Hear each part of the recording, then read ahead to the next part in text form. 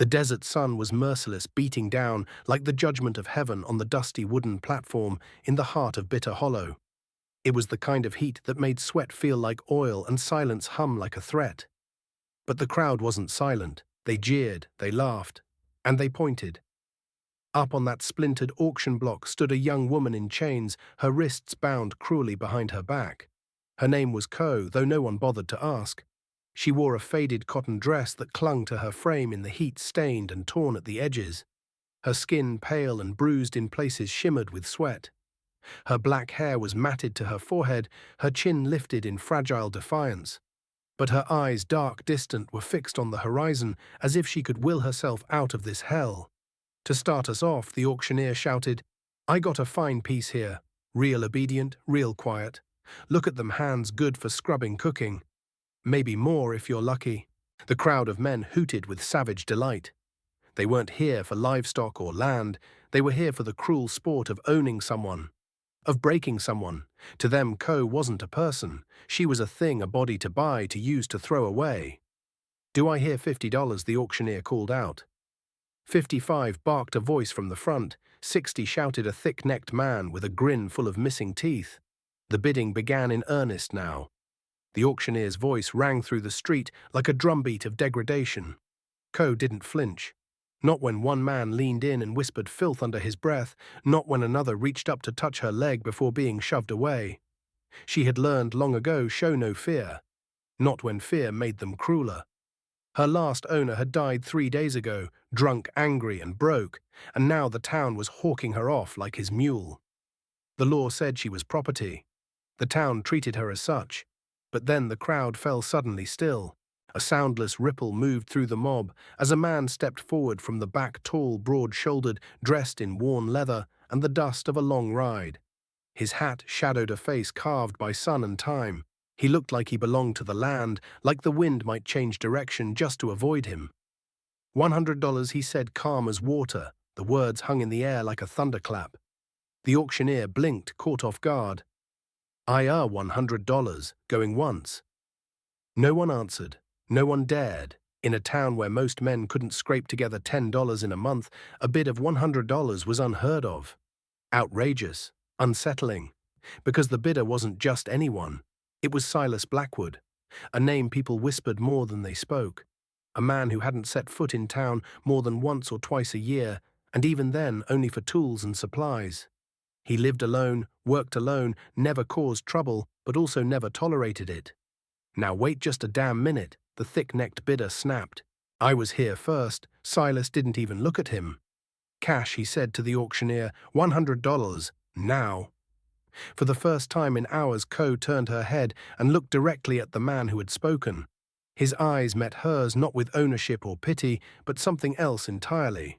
Steady, clear, unafraid, and without meaning to something deep inside her, stirred an ember buried under years of ash. The auctioneer hesitated, glanced at the grumbling crowd, and then brought his gavel down hard. Crack.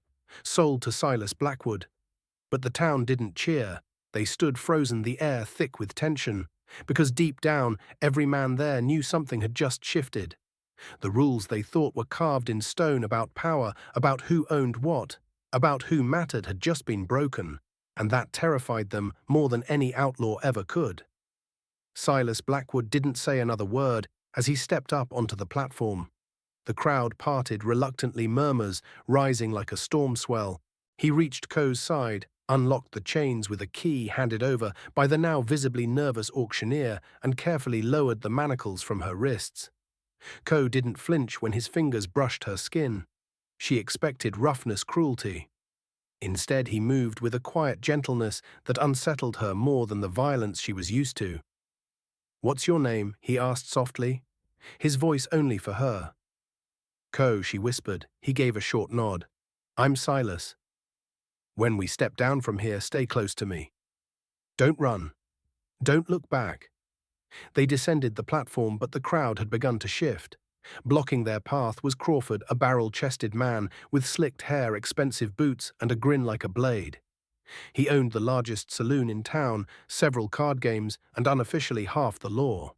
He was flanked by 5 men, each one armed and ready like hounds waiting to be unleashed. "This ain't right." Blackwood Crawford spat, eyes glittering. "You don't come to town for months. And now you walk in and take what belongs to the rest of us." Silas handed the money roll to the auctioneer and calmly guided Coe toward his horse, a towering black stallion, tethered near the edge of the square. "That's my business," Silas replied. "Like hell it is." Crawford's hand slid to the butt of his pistol. "You live alone out there like a ghost. Makes folks wonder what kind of man you really are." The crowd had grown restless. Jealousy and suspicion churned in their faces. Someone shouted, "Outsiders don't get first pick." Another voice echoed, "Maybe he planned this." The auctioneer had already started packing up, sensing the danger. Coe could feel the hostility, like heat rising off the dust. They weren't just angry about the bid. They were furious because someone had broken their unspoken code. That power belonged to them and them alone. Silas reached for the reins of his horse, one hand on the leather strap, the other hovering near his holster. "Step aside, Crawford.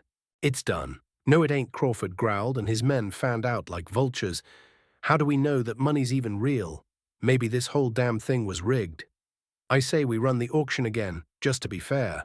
That's when Coe understood. This wasn't about fairness. It wasn't even about her. It was about control. About the absolute authority these men believed they had over women, over law, over each other. Crawford leaned in, voice low and oily. "That girl belongs to someone who knows what to do with her, not some hermit with a bleeding heart." Silas's stance shifted just slightly, but suddenly he didn't look like a quiet rancher anymore. His body coiled steady, patient, like someone used to waiting for the right moment to strike. "Last warning," he said, his voice like gravel. Crawford smirked. "Or what, you gonna fight 6 of us?" For her, the street went silent. The sun burned down. Guns twitched in holsters. And then bang. The first shot came from Crawford's man, Pike, a wiry brute with a mean streak.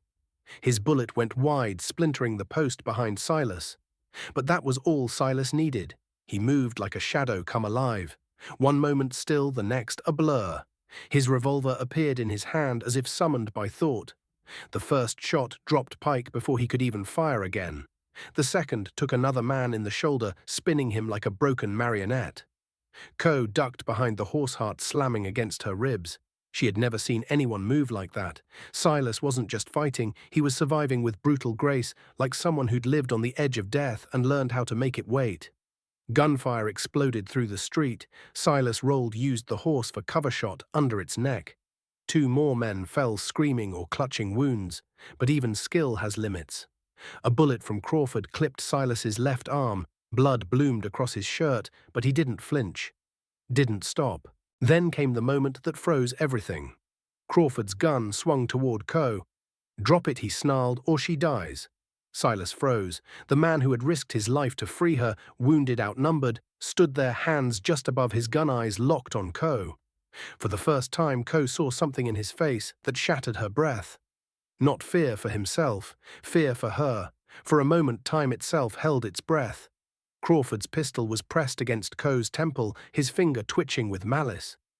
Silas stood, frozen blood dripping from the wound in his arm, every muscle locked with tension. His revolver hung at his side, not dropped, but useless now that her life hung in the balance. The air was thick with dust, sweat, and fear. "That's better," Crawford sneered, eyes glittering with triumph. "Now, like I said, we'll have ourselves another auction. And this time no interruptions." But the moment he declared it, something in the atmosphere shifted. A voice rose from the edge of the crowd. "Crawford, what in God's name are you doing?" The speaker was Doc Morrison, the town's physician. Nearly 70, hunched from years of riding out to births and bullet wounds, but his voice carried the unmistakable authority of someone who'd helped every family in town at some point or another. "This ain't law. This is savagery," Morrison said, stepping forward with his weathered black bag in one hand and the weight of his reputation in the other. "You don't point a gun at an unarmed girl and call it justice." "Stay out of this," Doc Crawford barked, tightening his grip on Coe. "Ain't your concern. It's my concern when I'm the one burying folks afterward," the old man growled. "And I'll be damned if I stand by and watch a woman murdered in the middle of Main Street." Behind him, others emerged from hiding places, the blacksmith soot-streaked and silent, with a hammer slung across his shoulder. Margaret Walsh, the schoolteacher, rifle in hand, her mouth a tight line of fury. Even the widow from the boarding house appeared, shotgun cradled in her arms, like it had never left. Crawford faltered. He'd expected fear, obedience. Instead, he saw the faces of people no longer willing to look away. "This don't concern any of you," he snapped, voice cracking. "It does now," said the blacksmith, a man defending a woman from a pack of cowards. "That concerns everyone." Co's legs trembled, but she stayed still. Her heart pounded, not just with terror, but with something new, something she hadn't felt in years. Hope. Silas's eyes met hers. "Get behind the horse," he said quietly. She moved, fast and silent. The moment her head dipped below the stallion's flank, Silas lunged forward. His good arm shot out, slamming into Crawford's gun hand. The weapon fired, once the bullet sailing high into the sky, and then chaos exploded. The two men hit the ground, a blur of fists and boots. Crawford swung wildly, but Silas fought like a man with nothing to lose and everything to protect. Crawford's men reached for their weapons, but they were too late. The townsfolk stepped in. The blacksmith's hammer swung with punishing precision. Margaret fired a warning shot into the air that sent two men running. The widow leveled her shotgun at a third and said, "Try me." In the dirt, Crawford managed to pull a knife from his boot, the blade catching the sun as he raised it over Silas's chest. "Should have stayed out of it," he hissed. Before he could strike, Co surged forward. She didn't think, she just moved. She grabbed a jagged piece of wood and drove it down across Crawford's wrist with a desperate cry. The knife clattered to the ground. Crawford howled, clutching his arm. The moment broke, whatever spell had held the bystanders frozen. They moved as one. Crawford's remaining thugs were quickly disarmed, surrounded by furious townsfolk, no longer afraid. The blacksmith knocked one to the ground and placed a boot on his chest. Margaret trained her rifle on another. The widow gave a small nod of approval. Silas rose to his feet, breathing hard sweat and blood mixing on his brow. He looked at Co, her chest heaving, her eyes locked on his. "You all right?" he asked. She nodded, but the answer went deeper than that.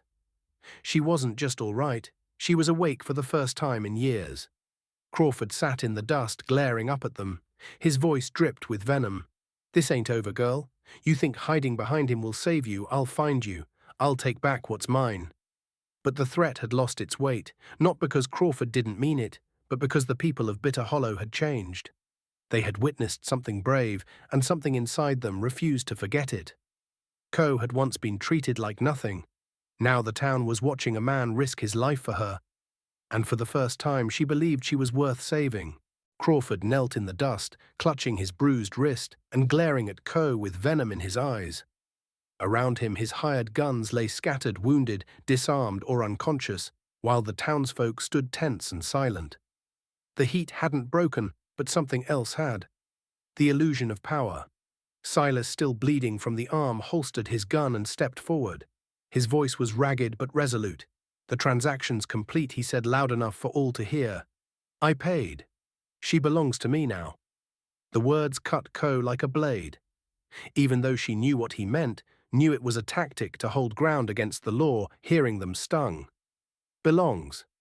Property. Possession.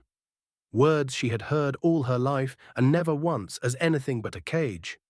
Crawford spat a bitter laugh. "You damn fool. Think that changes anything? She ain't got papers, she ain't got a sponsor, no name, no rights. Give it a week and she'll be back on that platform or worse." Whispers rippled through the crowd. Even those who had helped Silas looked unsure now. "She's not a citizen," someone muttered. "Without legal freedom papers, the law says she's still property." Silas turned toward the murmurs, his eyes flashing. "Then let me make this plain." He stepped beside Co, his stance firm, grounded, as if the whole world had narrowed to this one moment. "She is no one's property, not mine, not anyone's." His voice was steady, final. "As of right now, she's free. She can go wherever she pleases, work where she wants, live how she wants." A stunned silence fell over the street. Even Crawford, winded and furious, couldn't summon a retort for a long beat. "You just paid $100 for a slave," he finally said, sneering, "and now you're throwing that money in the dirt." Silas looked down at Co, and something in his expression softened. "I didn't buy her. I bought her dignity back. Ko felt the words like a tremor inside her chest. For 3 years she had been spoken over, spoken around, but never spoken for. Now a man had shed blood not to own her, but to liberate her. And yet the terrible weight of truth settled over her shoulders like a cold shroud. She was free, yes, but free to do what she had: no money, no family, no land to return to, no documentation that would protect her from being captured and sold again. She knew exactly how this world treated women like her, alone, poor and foreign. Her stomach clenched as Crawford's words echoed in her mind. She'll be back on that platform or worse. He wasn't wrong. Freedom without safety, without community, was just another kind of exile. Silas seemed to read the fear behind her quiet eyes. "You don't have to go anywhere," he said gently. "You can come with me. Until you decide otherwise. No expectations, no debt, just safety." Ko looked at him, really looked. A man who had no reason to help her, who had lived alone for years and owed no one anything, who had risked his life for her, not out of obligation, but something deeper. Why, she asked softly. Silas didn't answer right away. He wiped a line of blood from his jaw, then glanced at the broken auction block behind them. "Because someone should have done it a long time ago," he said, "and because I won't stand by while good people are treated like cattle." He turned to the crowd. "If anyone thinks to stop her now, speak up. But know this, I won't walk away a second time." No one spoke, not the blacksmith, not the teacher, not even the sheriff's deputy lurking in the shadows. The silence was answer enough. Ko's knees nearly buckled from the weight of everything that had happened, but she stood tall, and for the first time in years it wasn't just defiance keeping her upright. It was the first breath of a life that might finally be her own. The dust had barely settled when the sharp clatter of hooves echoed down Main Street.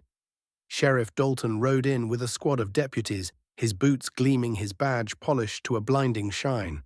Everything about him screamed authority except for the stench of corruption that clung to him like sweat.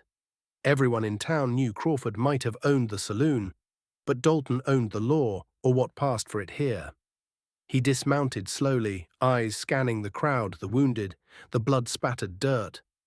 "Well now," he drawled, "seems like there's been a bit of excitement." Sheriff Crawford called, his voice laced with venom and opportunity. "We got ourselves a situation. That man, Blackwood, interfered in a legal auction, started a gunfight, freed a slave without the proper paperwork. That's theft, plain and simple." Dalton turned to Silas, cold calculation behind his eyes. "Is that true?" Blackwood Silas didn't flinch. "I paid. I made a legal purchase. What happened after was self-defense." Dalton chuckled low and humorless. "6 men end up bleeding, and you call it self-defense? Sounds like you brought trouble into town, and now it's mine to clean up." He motioned to his deputies. "Arrest him." There were protests. Doc Morrison stepped forward furious. "I witnessed the whole thing, Sheriff." Crawford and his boys drew first. That girl was unarmed. Silas defended her, nothing more. Dalton didn't even look at him. "Appreciate the opinion, Doc, but the law's the law." Cold metal snapped around Silas's wrists. Ko moved to intervene, but Silas turned and caught her gaze. His expression didn't show pain or panic. Just one word mouthed, not spoken. "Run." Her heart stuttered. He meant it. Dalton was already barking orders, telling the auctioneer to prepare the paperwork to transfer Ko back into Crawford's custody. She took one slow step back. No one was watching her. The crowd's attention was locked on Silas. She moved again, then again, disappearing like smoke into the alley behind the general store. She ran until her lungs burned, her bare feet tearing open on gravel. Her hands shook, her mind screamed. But above the noise was a single question. What will they do to him? Then she heard it, voices low, laughing, and deadly drifting from a nearby building. She froze behind a stack of crates, straining to hear. "Transports at dawn," Dalton was saying. "We'll get him to the territorial prison by nightfall. After that, accidents happen." "They always do." Crawford's voice joined in. "You've still got friends there, right?" "Oh, I've got friends." Dalton chuckled. "Blackwood won't make it a week. Hell, maybe not a day. Prison justice, you know. Man like him, honor, pride, they don't last long in a cage." Ko felt her blood run cold. This wasn't justice, it was execution by conspiracy. Silas hadn't just risked his life for her freedom, he'd signed his death warrant by defying the town's unwritten laws. And now the so-called keepers of order were orchestrating his end behind closed doors. She backed away, her breath shallow. Every instinct screamed at her to flee, to vanish into the hills, to survive. But then her thoughts turned back to Silas, his bloodied hand reaching for her the way he'd stood between her and Crawford's pistol without hesitation. He had asked for nothing in return, not her loyalty, not her thanks, not even her name. And now he would be killed in the shadows while men like Crawford laughed. No, not like this. She turned and vanished into the night. She didn't know how, and she didn't yet know who would help her, but she would find a way. Because the man who'd believed she was worth saving now needed saving himself. The town had gone quiet, too quiet, but Ko was wide awake. Hiding in the dark behind the butcher's shop, her breath shallow, her body trembling from exhaustion and fear, she watched the sheriff's office from the shadows. She knew what was happening inside, she had heard every sickening word. The transport was set. At dawn, Silas would be carted away, delivered like cargo to a territorial prison where Crawford's friends would make sure he never left alive. She couldn't let that happen. She wouldn't. But what could a barefoot girl in rags do against men with guns, badges, and power? The answer came as the wind shifted, rustling a loose piece of paper caught on a thorn bush beneath the sheriff's window. Ko crept closer, staying low, her eyes scanning for movement. Voices echoed from inside Dalton Crawford and another man laughing, drunk on power and whiskey. "Make it look like he started the fight," Crawford said. "Guards'll say he went crazy," Dalton replied. "No one's going to question a dead convict." Ko's stomach turned. But then her eyes caught something through the cracked window, a leather folder on Dalton's desk, marked with the seal of the territorial prison. Her chance. She slipped through the shadows like smoke, every step a silent prayer. She'd spent 3 years learning how to move without sound, how to survive unnoticed. Tonight, those skills would be her weapon. She reached the window, slipped a hand through, then her body. The office was lit by a single oil lamp. The folder lay just within reach. She snatched it, careful not to knock over the inkwell. Inside, transport orders, letters with official seals, and one damning note that chilled her to the bone. "Ensure Blackwood's death appears accidental. Warden is aware. No paperwork to follow." Footsteps, voices getting louder. Ko froze. The office door creaked. She dove behind the desk as it swung open. Dalton entered, muttering to himself, surveying the room. He paused at the open window, then muttered, "Damn wind," and slammed it shut. She didn't breathe until he left. Ko bolted from the building the second the door clicked shut, clutching the folder like it was her last lifeline. She ran through the back alleys toward the only person she could trust. Margaret Walsh lived in a cottage behind the schoolhouse. The town's stern-faced schoolteacher didn't smile easily, but earlier that day she'd stood with a rifle when it mattered. Ko knocked once, then again. The door creaked open, revealing Margaret in a worn robe and nightcap, her silver hair loose, her eyes wide. "Dear God," Margaret whispered. "They're looking for you everywhere, I have proof," Ko said, breathless. "They're going to kill him. In prison. It's all in here." Margaret shut the door behind her, took the folder and began reading. Her mouth thinned to a grim line. "This is murder," she whispered. "Premeditated, covered up." "They leave at dawn," Ko said. "We don't have time." For a long moment, Margaret stood in silence. Then she looked up, eyes hard with purpose. "Then we stop them ourselves." Before the sun broke the horizon, Ko and Margaret were in position, hidden behind an outcrop, just off the dusty road north of town. Margaret carried her father's old hunting rifle. Ko clutched the folder, their proof, their only weapon against the men who wanted Silas dead. Hoofbeats, the sound of wagon wheels. The transport was coming. Ko's heart thundered in her chest. A cloud of dust appeared down the road, and then she saw it, a prison wagon reinforced with iron bars. Silas sat inside, shackled but upright, his eyes fixed forward. 2 mounted guards rode alongside, and at the front of the wagon sat Sheriff Dalton. Ko stepped into the road. Margaret followed, rifle raised. "Stop right there," the teacher shouted. "We have evidence. You're not taking him anywhere." The guards hesitated. Dalton's face twisted in disbelief. "Are you both insane? We have prison orders," Coe said, holding the folder high, "signed by you and the warden." "We know what you're planning," Margaret added coldly, "and we're not alone anymore." Behind them down the road figures emerged: Doc Morrison, the blacksmith, the widow with her shotgun, townspeople eyes filled with outrage and courage, finally refusing to be silent. Dalton reached for his weapon. The guards moved first. "Drop it, Sheriff," one said, leveling his rifle. "I didn't sign up for murder." Silas looked out through the bars, his eyes locking with Coe's. She nodded once. This time she had saved him. The morning sun rose over Bitter Hollow, not with warmth, but with judgment. Dalton sat frozen atop the wagon seat, his hand hovering near his pistol. The road ahead was no longer clear. It was blocked by two women, one clutching a rifle, the other holding a folder of damning truth. Behind them, townsfolk emerged like ghosts from a graveyard of silence. Doc Morrison, the blacksmith, the boarding house widow Margaret's eldest student, with a shovel clenched in white-knuckled hands. And in the center of it all stood Coe, no longer in chains, no longer trembling, her voice carried like a bell. "This man, Silas Blackwood, is innocent. And we have proof that the sheriff and Crawford planned to have him murdered in prison." Gasps rippled through the crowd. The guards beside the wagon shifted uneasily in their saddles. Margaret raised her voice strong and unwavering.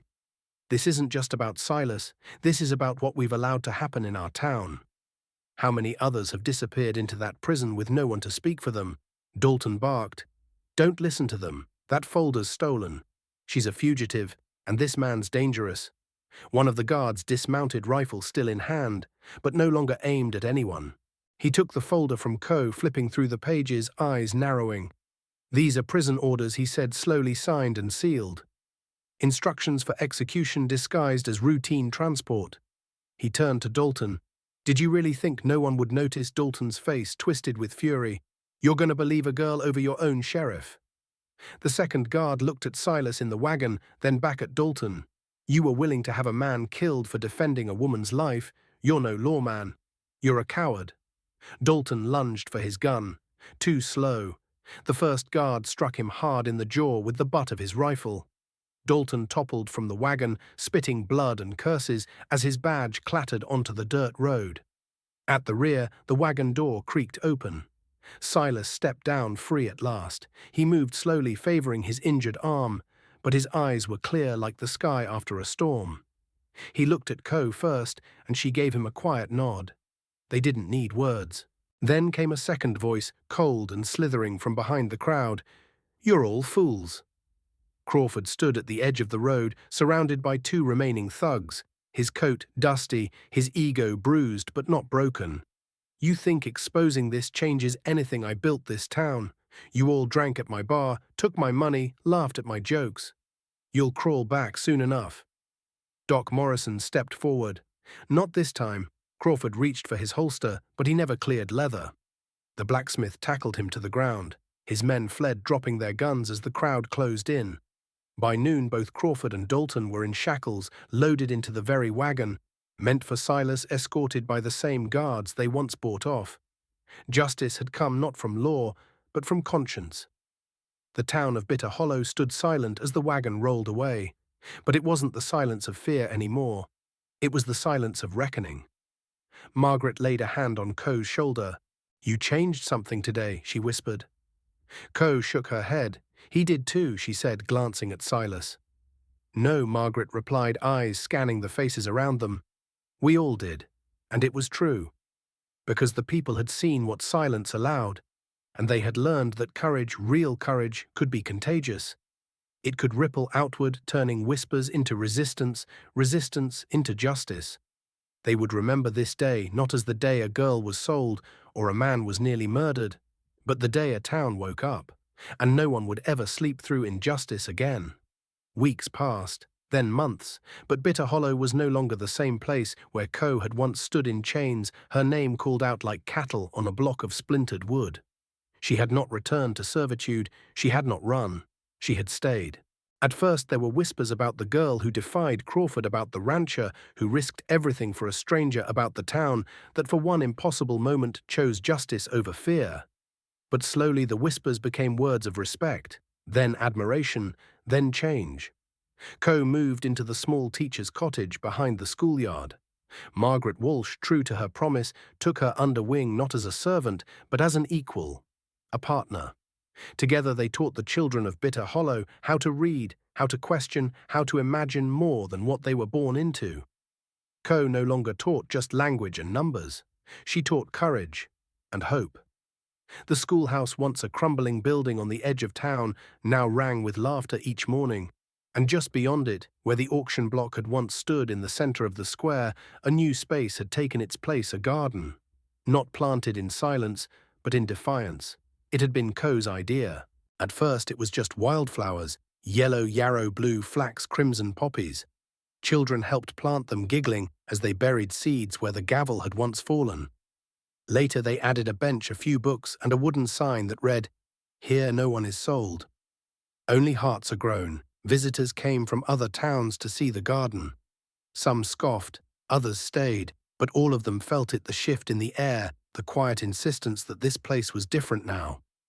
Crawford and Dalton were gone, sent to face trial in a distant city where influence couldn't be bought. No one had heard from them since, and no one cared to. As for Silas Blackwood, he returned to his ranch in the hills, but not alone. He and Ko remained close bound by more than gratitude. Not lovers, not yet, but something deeper, trust forged in fire and respect that needed no words. He would visit the schoolyard, sometimes standing at a distance, hat in hand, watching Ko among the children. She'd look up and smile, and that was enough. Ko never forgot what had nearly happened. The scars remained, not all visible, but none hidden. Yet each morning she woke to light instead of darkness, purpose instead of dread. And each time she passed the garden, she touched the flowers, gently reminders that something beautiful could grow where cruelty had once taken root. Her story had started on a wooden platform under the scorching sun, with eyes full of hate staring up at her. But it ended here, in a quiet town that had remembered its soul, in a schoolyard where children now played beside blossoms that had once only known trampled dust. In a place that proved one voice can shatter silence, that one act of kindness can tip the scales, and that even the most broken person can help rebuild a better world. Because Ko wasn't saved by heroes in shining armor. She was saved by ordinary people who chose to stand up, and by one man who looked at her not as property, not as a prize, but as a person, free forever.